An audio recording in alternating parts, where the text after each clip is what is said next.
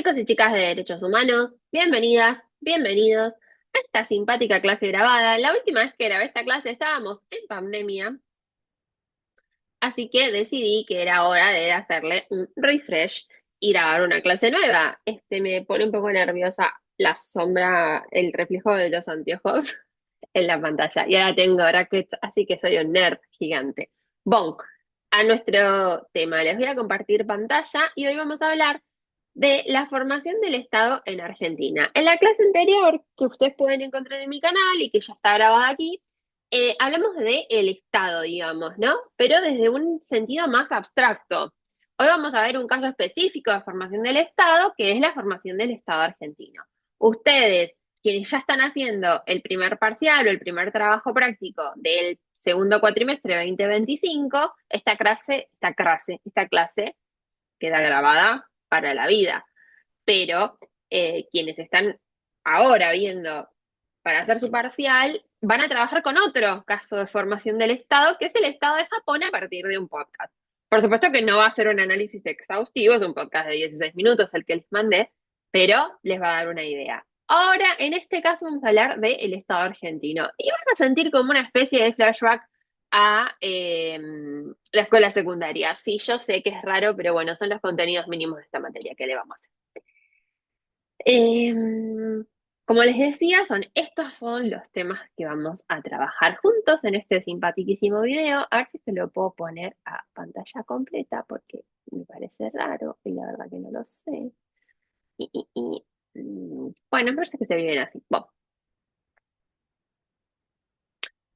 la primera pregunta que les quiero hacer y que me voy a autorresponder, porque esto es una clase grabada, estoy sola en Zoom, no tengo con quién dialogarlo, ¿no?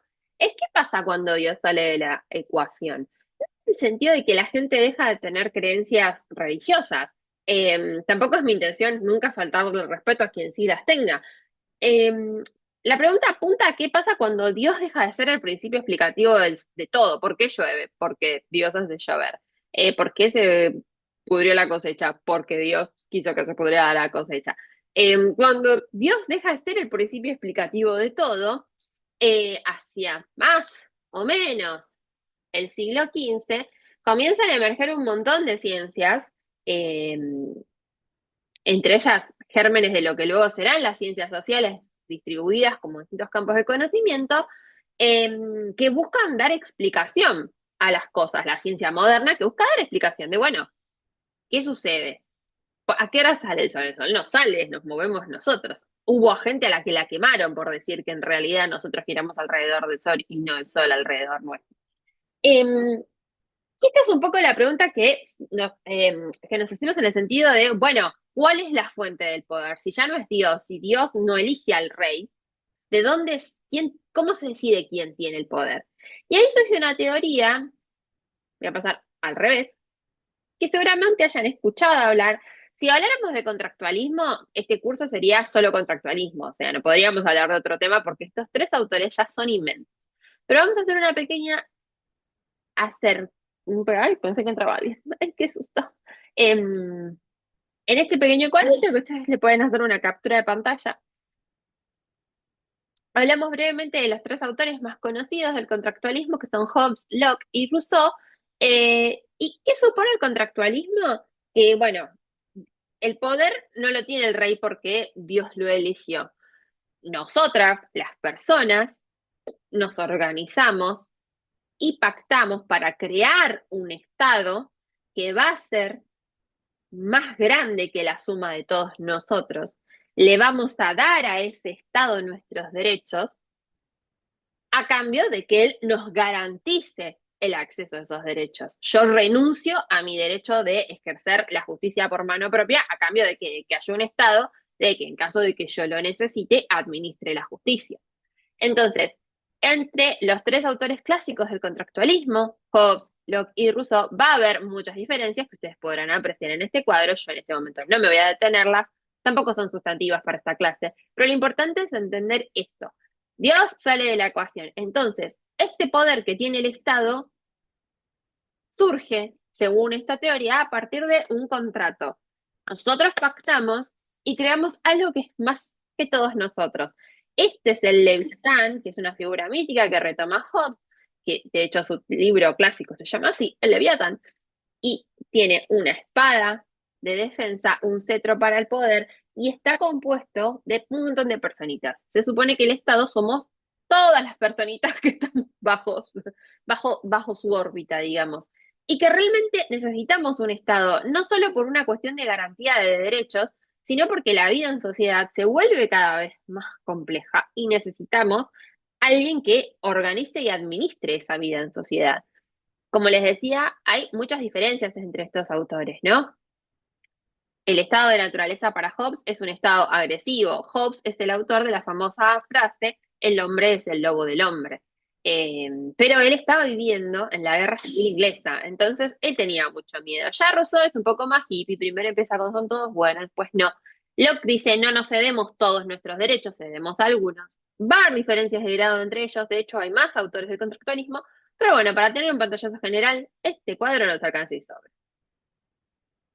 Recuerden, amiguitos, que como hablábamos la semana pasada, la formación del Estado siempre supone un proceso de territorialización y concentración del poder. Nadie dentro del mismo territorio puede disputar el monopolio legítimo de la violencia a el Estado. Y eso es lo que vamos a ver que va a empezar a suceder hacia 1880, que le doy un poquito menos de zoom para que la pueda ver completa, en Argentina.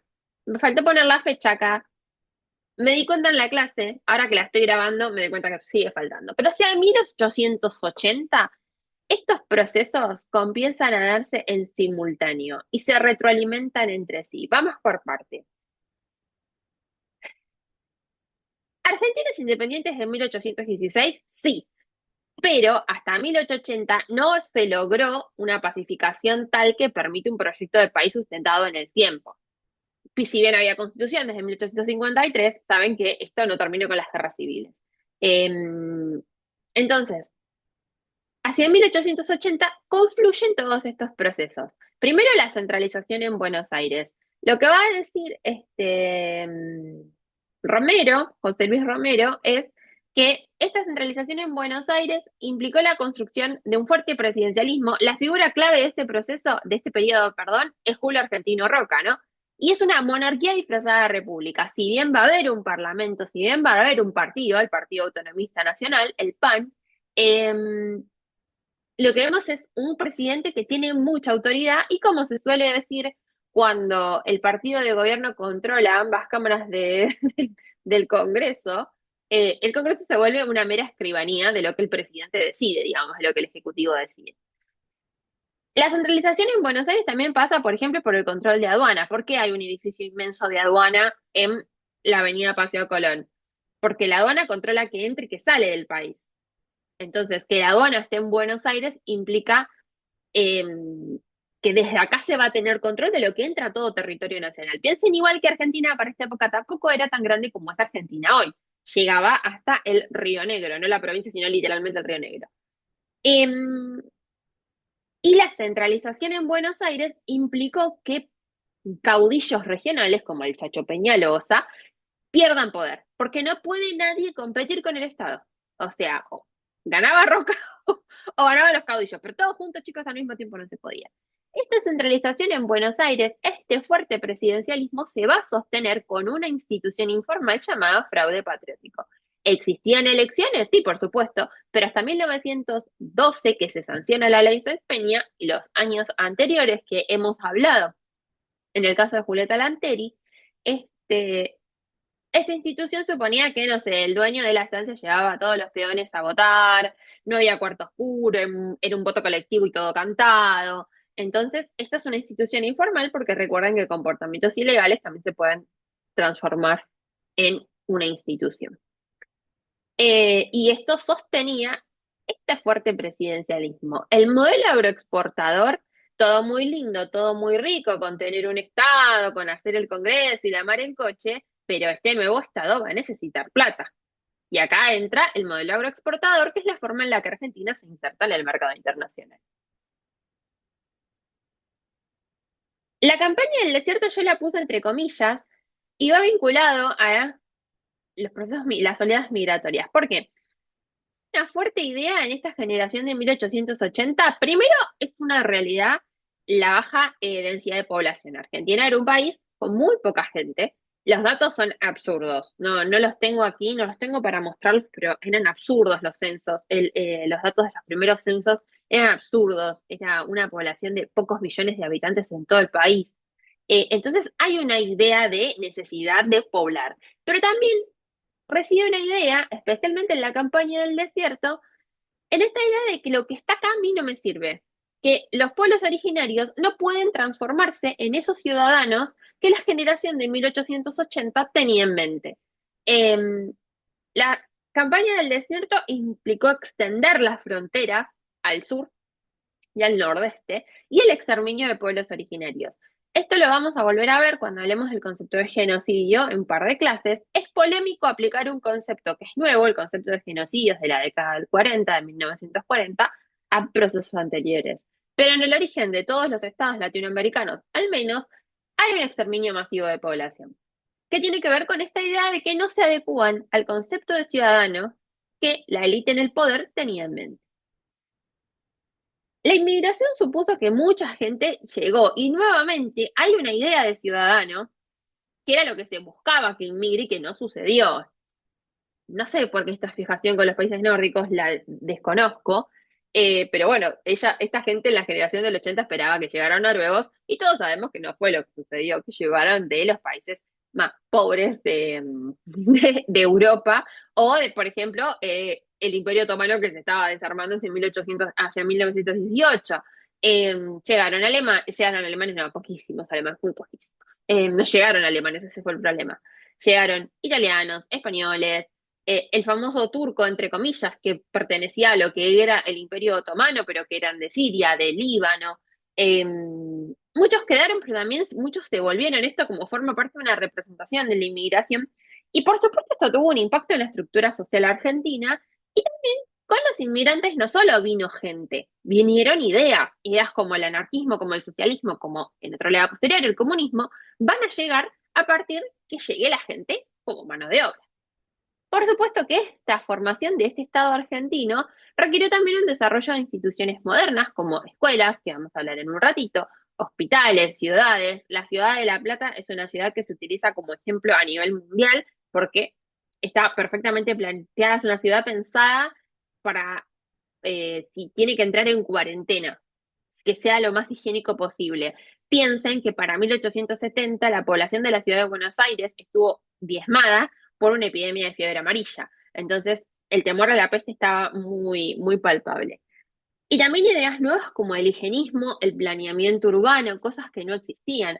Otra cosa que me parece interesante agregar aquí, porque saben que a mí la arquitectura me gusta mucho, es esta es la época, finales del 1800 y principios del 1900, donde se producen grandes obras públicas que no solo es por una cuestión de parecerse a Europa, sino que también lo que buscan es dar cuenta, acá está el Estado, ¿por qué el Palacio del Congreso es tan gigante y tiene estas características? No solo es por una búsqueda estética de parecerse a Europa, sino que es para decir, acá está el Estado. ¿Vieron las escuelas, tipo las escuelas normales del interior? El otro día vi fotos de la Escuela Normal de Santiago del Estero. Es un palacio. ¿Por qué la escuela palacio? Porque es una forma de demarcar la presencia del Estado. Y es toda esta época. Entonces, todos estos procesos se imbrican entre sí. Centralizamos, ok, pero necesitamos plata. Modelo agroexportador. Este modelo agroexportador va a necesitar gente que trabaje, necesitamos mano de obra. Bueno, acá entra la inmigración y un poco la campaña del desierto, porque necesitamos extender más lo más posible para tener más tierra para cultivo y ganado. Entonces ven que todo esto se van imbricando entre sí. Con la inmigración llegaron gente y problemas que vamos a necesitar instituciones para darle respuesta. Entonces ven que todos estos procesos se dan en simultáneo y la generación del 80 también va a buscar darles una respuesta. Especialmente en el desarrollo de instituciones modernas, también me gustaría señalar que piensen que el Estado se empieza a hacer cargo de cosas que hasta ese momento no había una institución que se ocupara de hacerlas.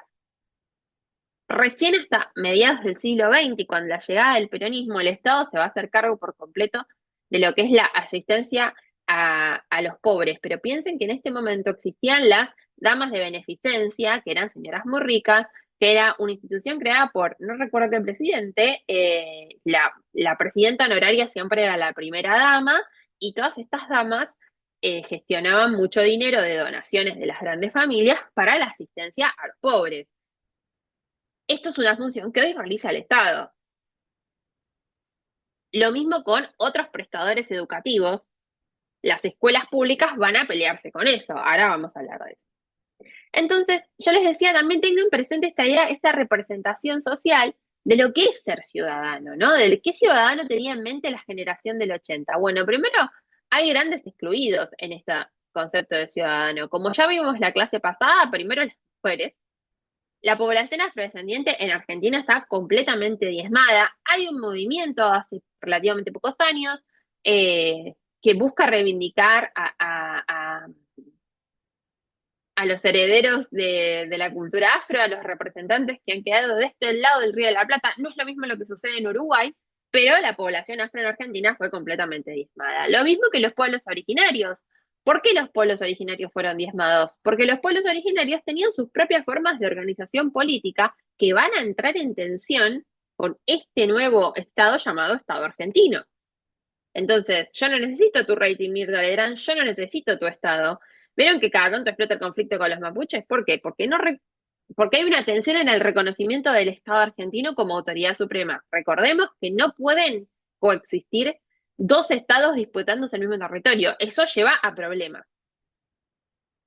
Y finalmente los anarquistas, porque el anarquismo no reconoce al Estado directamente. Entonces, claramente va a ser un problema. Puse una foto de Severino Di Giovanni, que fue fusilado en 1931, y la crónica que hizo Roberto Arlt de su fusilamiento en lo que es el Parque Las Heras, unas cuadras atrás de el Alto Avellaneda.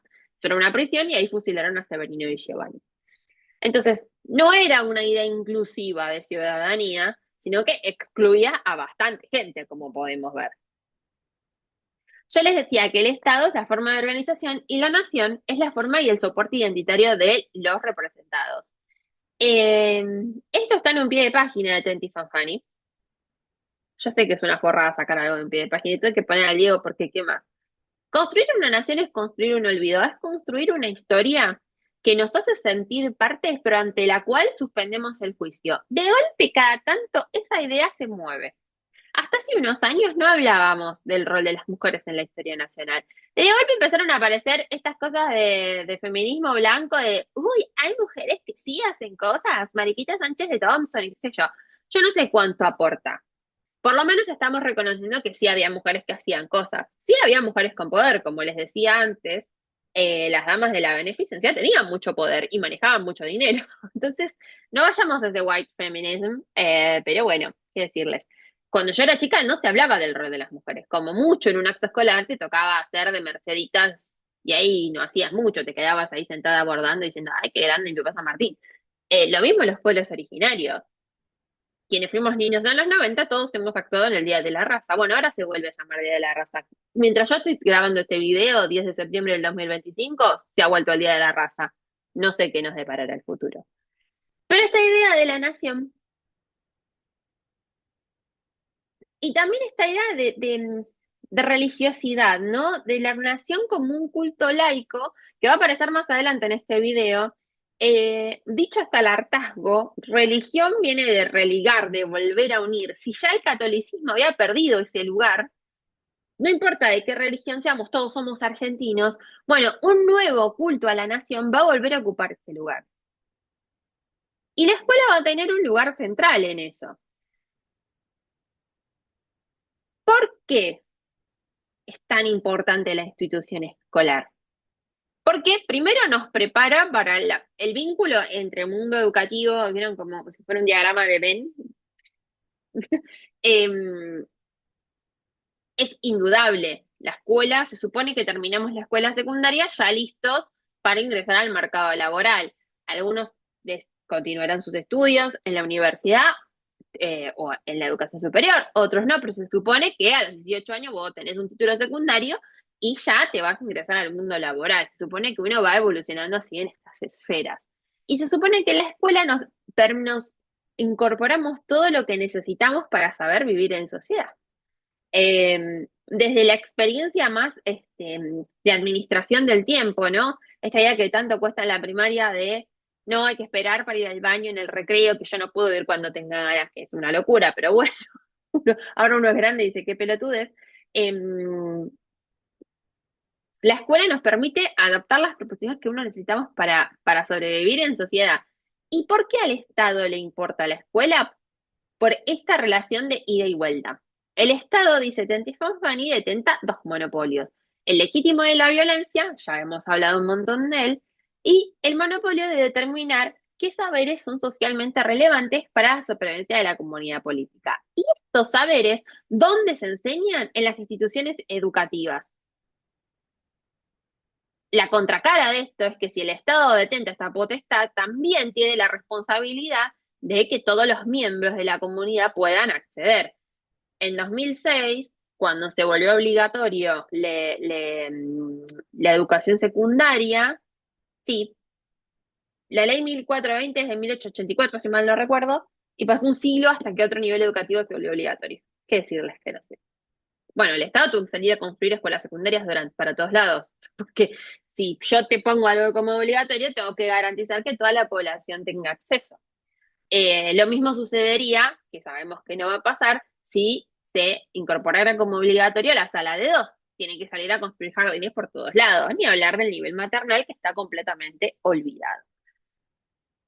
Entonces, todas estas disposiciones para saber actuar en la sociedad, yo las incorporo en la escuela. Por eso en la escuela no solo aprendemos la regulación del tiempo, que los recreos, que escuchar a la maestra, que aprender a compartir y todo lo que se espera de la escuela, sino otros conocimientos que son básicos. Aprendemos a leer, a escribir, a hacer operaciones matemáticas simples, la constitución, porque se supone que si yo tengo el derecho a votar, para ser un ciudadano con pleno derecho, tengo que conocer cómo se conforma mi país, cuál es su régimen político, cuáles son sus autoridades, cómo votarlas. Por eso aprendemos todo eso en la escuela, porque el Estado determina que estos saberes son relevantes para la reproducción de su comunidad política.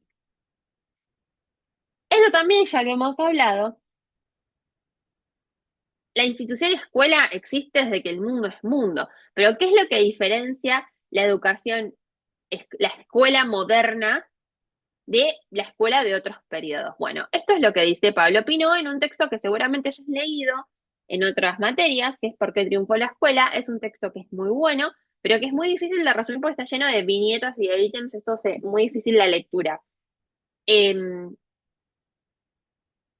Como yo les decía, un par de filminas atrás, si necesitamos mano de obra para este modelo agroexportador, vamos a tener un problema, porque esta mano de obra va a haber, entre toda esta migración, va a haber niños y ancianos que van a necesitar una contención. ¿Qué hacemos con los niños y con los viejos mientras los adultos trabajan? Bueno, la escuela y el asilo de ancianos se vuelven instituciones centrales en la modernidad porque los contienen mientras las personas trabajan. En la modernidad también hay actores específicos que se van a ocupar de la educación de los niños, que vendríamos a ser nosotros, y es una tecnología masiva y replicable. Metemos 30, 40 pibes en primer grado y vamos, todo, vamos aprendiendo a leer y vamos, y así pasan a segundo. También la idea, la educación en la modernidad está sujeta a leyes. Yo no puedo pasar a la universidad, salvo casos excepcionales, yo no puedo pasar a la universidad después de primer grado, salvo que tengo un chico súper dotado. No, tengo que hacer segundo grado. Yo no puedo anotar a mi hijo porque a mí se me canta en quinto grado sin que haya hecho preescolar, primer grado. Está sujeta a leyes y a niveles. Entonces, el sistema educativo, no solo en Argentina, digamos, Argentina va a enfrentar la particularidad del origen plurinacional de su población. Entonces, el sistema educativo va a tener muchos objetivos en simultáneo, que es esto, la construcción de una nación que todos, independientemente de los orígenes que hayamos tenido, nos sentamos representados frente a esta idea de ser argentino. ¿Qué es ser argentino? Es una bolsa de gatos, es una idea muy polisémica, pero vamos a hacerlo con este culto a la nación y con esta enseñanza de la historia, con los símbolos patrios. Yo no tengo ni la más puta idea y seguramente ustedes tampoco se acuerdan cuando San Martín cruzó los Andes, pero si empieza a cantar asoma, ya sus rayos. Bueno, eso porque, porque la repetición y aparte porque es un hitazo. año tras año los actos nos vuelven a hacer acordar que somos argentinos. Y por eso cuando antes que fue la selección se escucha el himno, hay gente que ya está llorando emocionada. ¿Por qué? Porque nos recuerda esto. Es un vínculo emocional que generamos con la nación. Pero también el sistema educativo sirve para el disciplinamiento y la homogeneización de la población. Como les decía, piensen en ese origen variopinto de la sociedad. Para esta idea de construcción de ciudadanía que va a ser mano de obra, para contener a los niños y a las niñas mientras los adultos trabajan, y el Estado debe sostener su autoridad frente a otros prestadores educativos, como por ejemplo lo es la educación religiosa, o en este momento, 1880, principios del siglo XX, eh, otras prácticas educativas. Siempre cuento el mismo ejemplo, pero el público se renueva. Las, las mujeres de las élites no iban a la escuela. Hoy nadie dudaría que el mejor lugar para un niño o una niña es una escuela. Quizás sea Waldorf, Montessori, no tengo ni la más puta idea. Ahora la moda es Waldorf, entiendo, pero mandas una escuela. A principios del siglo pasado, las élites educaban a sus hijas en las casas. Las hermanas Ocampo, por ejemplo, primero aprendieron a hablar en francés con una institutriz y luego aprendieron a hablar español. Y nunca fueron a la escuela. Yo sé que es un montón lo que estoy diciendo, pero nunca recibieron esa educación formal de ir a la escuela. Los varones, bueno, tenían otros recorridos, sobre todo en las clases altas, donde se esperaba otro desarrollo, ¿no? Más profesional o el ingreso a los círculos de la política. Pero bueno, el Estado se estaba peleando con eso. El Estado tenía que decir, acá estoy, frente a otros prestadores educativos. Esta idea del niño escudo nacional, lo amo al niño escudo nacional, pero esta idea de vestirnos todos los años para los actos vuelve a religar, a volver a unirnos a esta idea de la nación, recordar a los padres fundadores de la nación. Y es una idea sobre la que suspendemos todo crítico, toda crítica. San Martín se casó con una nena de 15 años, no sé cuánto años tenía Remedio cuando se casó.